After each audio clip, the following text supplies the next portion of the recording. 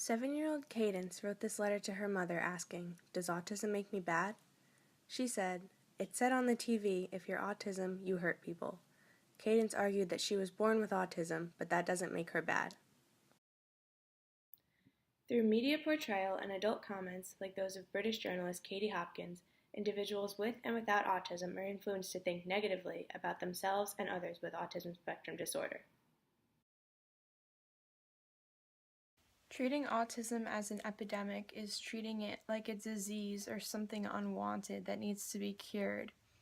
But if you talk to a person who has autism and you get their perspective, you would learn that it's a valid part of them. Autism is valid. This part of an article from safeminds.org shows how people are twisting the meaning of the autism epidemic by implying that autism is an infectious disease that is becoming increasingly severe over time. I can't believe that anyone born as a human being really wants to be left all on their own. Not really. The truth is that everyone wants to be alone sometimes, but no one wants to be alone all the time. That's the same for people with or without autism spectrum disorder. Just because someone does have autism does not mean that they would want to be left alone just as much as anyone else would not want to be left alone all the time. Autism, a developmental disorder marked by extreme unresponsiveness to others, severe communication deficits, and highly repetitive and rigid behaviors, interests, and activities. Some people are closed-minded and cannot see that behind the label of a disability, there is a person with a valid perspective who has many strengths and exceptionalities. Those with autism are often highly skilled in a particular area, but people tend to focus on the fact that other skills don't come as naturally to them.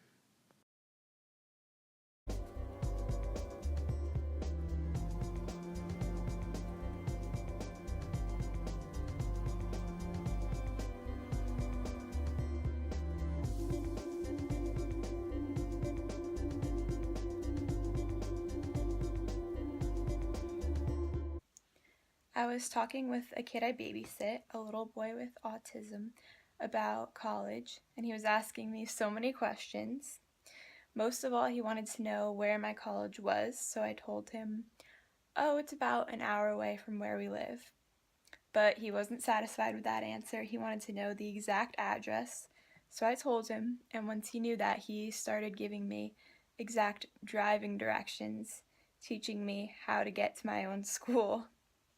So obviously I was amazed, especially since this child was 8 years old at the time.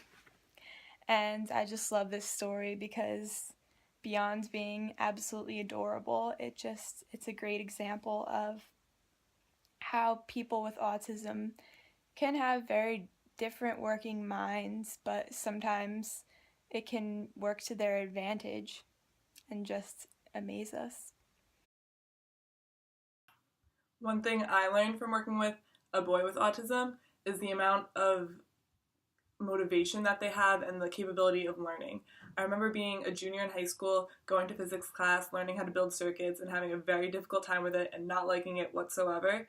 And I remember one weekend I went to babysit, and the little boy Jack was sitting there building a circuit, not looking at the manual, using the directions of the pre-made circuits, but just building one on his own so it would play the song that he wanted or light up the part of the puzzle. And it was just incredible that he could do that. Work with autism, not against it.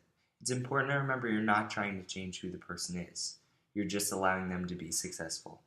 Instead of trying to exclude children with autism, we need to make it possible for them to be included and engaged.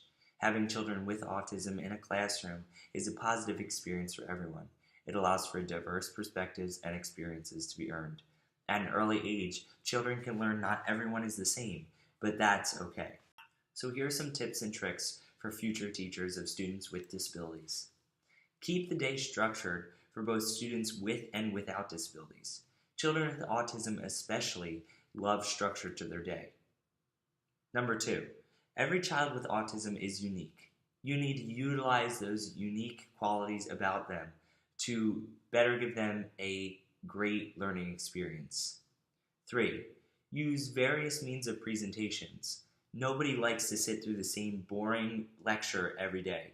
Utilize PowerPoint, YouTube, anything that can change it up a little bit to make it more interesting.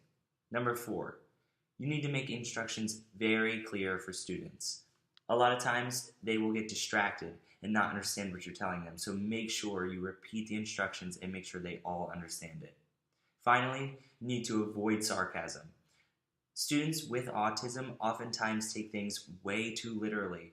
They'll think your jokes are very serious, so you probably want to avoid those.